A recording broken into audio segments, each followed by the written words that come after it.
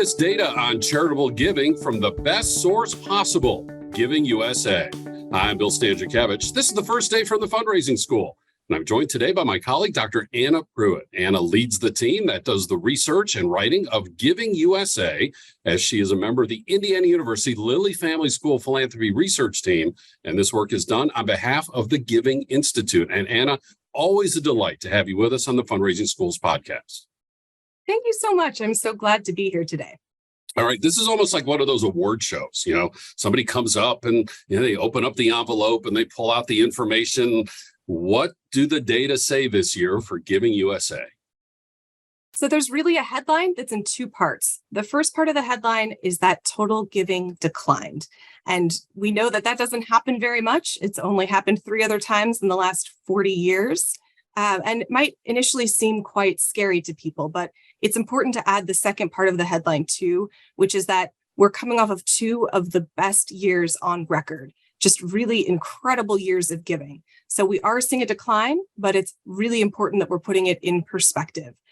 We did have some economic challenges in 2022, but we also are coming down off of some of the most record-breaking giving that that's ever happened.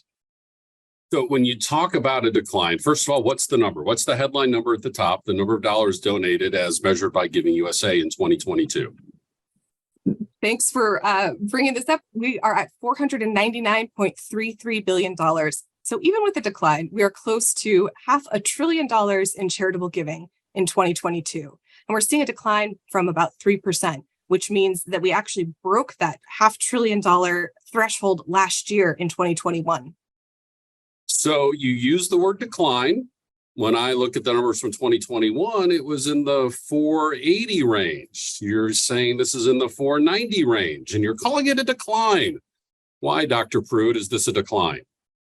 So one of the things that we do to make sure that we're using the best and most up-to-date data is that we actually revise our estimates each year. And this is a really standard practice across the economic field. So GDP gets revised, Bureau of Labor Statistics data gets revised, and in turn, our data gets revised. And what actually happened is the revision for 2021 went up, and it went up quite a bit. We're actually at $516 billion for 2021. Again, a record high. Pandemic era giving, the 2020 and 2021 numbers setting records, our top 2 years of giving. And in 2022, we're really coming back down to more pre-pandemic levels of giving. And so because of the revision for 2021, we see this decline, relatively speaking, for 2022. But we need to keep in mind, again, as Anna said, that 20 and 21 were record years. So we're coming down from records when we think about COVID and additional giving associated with racial justice and reconciliation movements, people receiving federal tax return money that they automatically sent to charities, some unique behaviors and circumstances in those 2 years. And then, Anna, there's this other factor when we think about inflation, the value of the dollar in the year it was donated compared to previous years. What does that mean in this year's report when we think about inflation? So inflation is reaching a 30-year record high. It was 8% last year. And there's an entire generation of Americans that has never really experienced inflation at this level. And for most of us, we're not thinking like, oh, I gave $100 to charity last year. I better give $108 this year because I'm, my ability to purchase goods and services doesn't go as far as it did the year before. Inflation was incredibly high. And we know that that was really felt at households of all levels. It's not like inflation doesn't affect, wealthy households. It doesn't affect everyday households. It's affecting everyone. It's really quite a dampening effect. And given also that inflation was higher than it typically is in 2021 as well, we have a compounding effect over 2 years. And so what's the comparison when we factor for inflation? Is giving up? Is giving down? Is it giving down even more when we think about inflation? How can we understand inflation's effect on this report?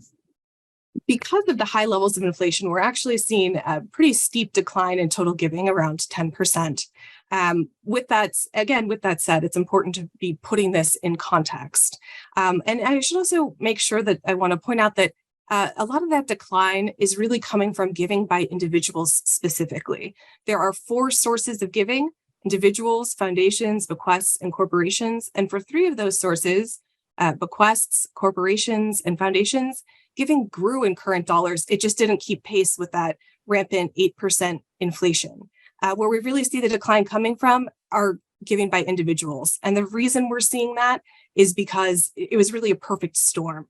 A few different factors, including we saw really steep declines in the stock market in 2022, 19.4% decline in the S&P. When we adjust for inflation, it lost over a quarter of its value in 2022. That's a very, very steep decline. We know that that can have a really dampening effect, especially for wealthy households. But we also saw some disposable personal income. Also, it remained about flat, negative 0.1% growth. But again, when we adjust for inflation, that's a very severe decline of over 7%. Since people tend to give out of their more discretionary income, when we see that number go down, we know that people don't have as much to give as they did the year before.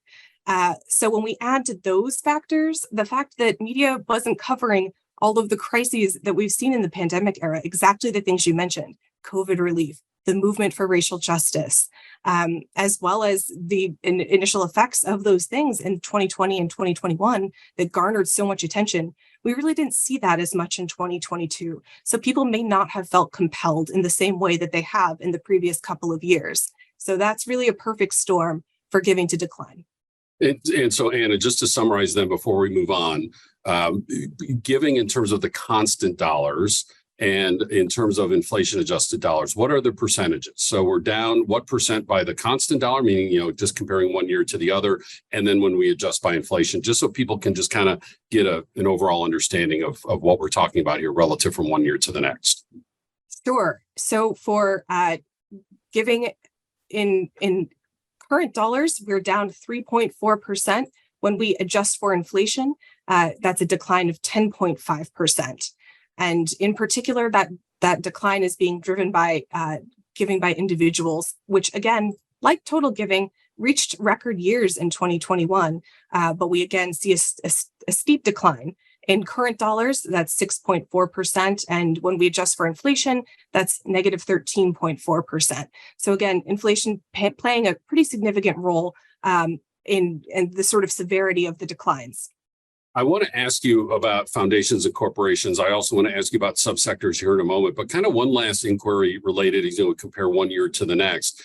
How does this compare then to right before the pandemic happened, before the upswell around racial justice and reconciliation movement? So, for example, 2019, if we went back to that year, if we took out 20 and 21 as sort of kind of these unicorn, very different years, how do these data compare to 2019 before all of that happened?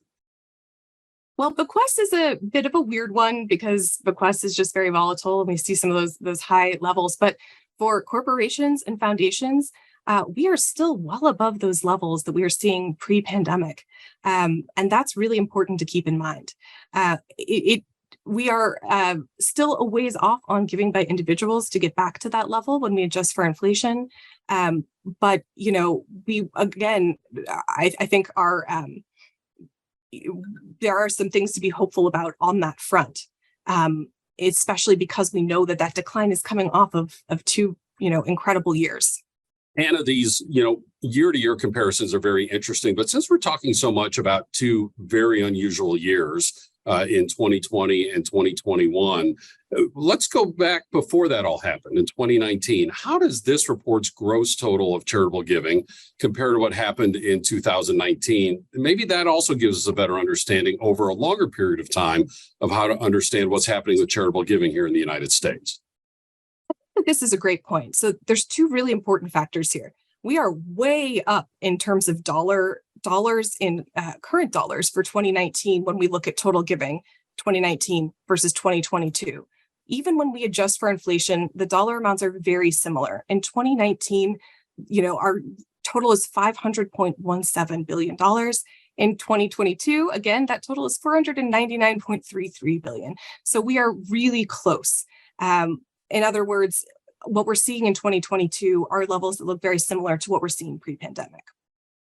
A difference, though, is in that giving by individuals. As you noted in your earlier answer, we're not back yet with individuals, which tells me we might be seeing some gains in foundations and corporations. What do we see in this year's report in terms of foundations and corporations being a source of charitable giving in 2022? This is really an interesting story this year. So for the fifth year in a row, giving by foundations grew as a share of total giving, and it is now responsible for over 1 in 5 charitable dollars that are given. So that's a pretty dramatic growth. And again, that doesn't mean that giving by individuals isn't growing over the last 40 years. It just means that giving by foundations is growing really, really rapidly by comparison. And that makes sense when we know that foundations are heavily invested in the stock market, and we've seen rapid growth in the market over the past 40 years. We also just know that the number of foundations has increased. In 1985, it's about 30,000 foundations. By 2018, that's well over 100,000. So there's just an increase not only in the assets held by foundations, but the number of foundations. We also know that there are, households that are giving a little differently. There might be some that are actually moving their giving to a private foundation over time. So their giving, instead of showing up always on the giving by individuals part of the chart, might be showing up in that giving by foundations number. And what about in the corporate sector? The corporate sector is holding steady at 5% of the pie. And we actually saw our strongest growth there this year, 3.4% in current dollars. Again, when we adjust for inflation, it's going to turn negative at negative 4.2%. But we know that there were some bright spots for corporations. First of all, giving by corporations tends to be more affected by GDP, which actually grew in 2022, 10.1%. That's still positive even when we adjust for that 8% inflation. We also had some growth in corporate pre-tax profits, which is another factor that really can contribute to corporations. So although the economic conditions of the year were difficult in a lot of ways for individuals, our institutional forms of giving were a little bit more insulated from some of that shock. The other aspect of this study each year are those 9 subsectors of where the dollars are going. What are some of the headlines from this year's report? Again, we're really seeing mixed results in terms of current dollars versus inflation adjusted dollars. So for 5 of 9 of the subsectors, we see growth in current dollars. But when we adjust for inflation, we're only seeing growth for giving to foundations and giving to international affairs. I think it's really important to highlight giving to international affairs because we know that this is a subsector that tends to go up when we have a media spotlight on an international crisis, such as Russia's invasion of the Ukraine, which we know was a really big factor in this year. And I think the fact that we see giving going up reminds us that donors respond to immediate need. When they see the need that exists, they want to do something about it. One study from Fidelity actually found that 1 in 4 Americans did something in response to hearing the news about Russia invading the Ukraine. They took some action, and of those, about half gave to a nonprofit. What else from this report do we need to know? We've talked about the dollars that have come in. We've talked about the subsectors where they've arrived. What else stands out for you, Anna, as you've been looking at these data and think about this year's report? I think something that's really important to keep in mind is that there's a lot to be hopeful about. Something we have talked about is the fact that giving does look better for 2 of the 4 sources than it did even in 2020, which we know was a great year, and even when we adjust for inflation. So there are plenty of places where we can see those bright spots. I also think that we're seeing something really exciting over in the uses subsector, also in terms of giving to arts, which was positive growth in current dollars and again, didn't quite outpace inflation. A few subsectors did, but we see an ongoing recovery story in that subsector where we know it was hit hard in 2020. It came back in 2021. It continued to grow in current dollars in 2022, which I think just reminds us that this is a resilient subsector. This is a resilient sector, and that's a very resilient subsector. And it's important to continue to use, our creativity in order to keep finding ways to be connecting with donors.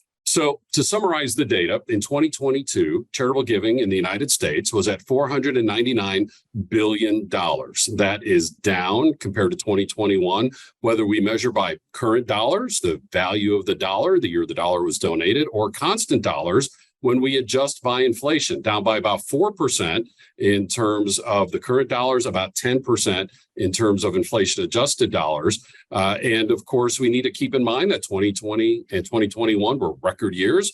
We also need to understand that the inflation numbers are really skewed by the fact that inflation is at a historic high compared to these last 40 years. But you can't put rose-colored glasses on it. Down is down. Now we look back to 2019, kind of about a break even when we think about the top line number, but still we are in negative territory when we compare giving by individuals. So a lot of mixed information to understand in this year's study. And as we conclude, what final advice you have for fundraisers on how they can utilize Giving USA? I think that I'd like to return to international affairs for just a moment here, because not only did we see positive effects there, but other reports in the field also saw them. And I think one of the things I thought was most interesting is a finding from the M&R report that found that not only did one-time donations go up for international affairs, but monthly donations also went up. And I think that speaks to one of the things that all nonprofits can do, which is like if people are coming to visit your nonprofit, if people are coming to look at your website, monthly and sustaining donors can make a really big difference, especially in times of economic uncertainty. People might not be able to commit to that really large gift, but they might be able to say, okay, I can set aside, $15 a month for this cause. And that's something that can keep people engaged. And as we go, we know that a lot of the challenges that were raised in 2022 are still with us in 2023. So we do need to continue to find ways to engage donors and find ways to continue to reach out to them. I'm so grateful for my colleague, Dr. Anna Pruitt, who leads our Giving USA research at the Indiana University Lilly Family School of Philanthropy on behalf of the Giving Institute. And this is just a primary example of how, wherever possible, the curriculum of the fundraising school is research-based, evidence-based, starting every single class we teach with the latest data from Giving USA. We have 22 public courses, 4 certificates. We can come to your town through custom training. We can teach in person or online. We also have quarterly webinars and these free podcasts all on our website at philanthropy.iupui.edu/the fundraising school. Thanks again to our guest, Dr. Anna Pruitt. Our producers today are Dustin Donovan and Mike Anthony. I'm Bill Stanczykiewicz, and now you are more fully informed on this first day from the fundraising school.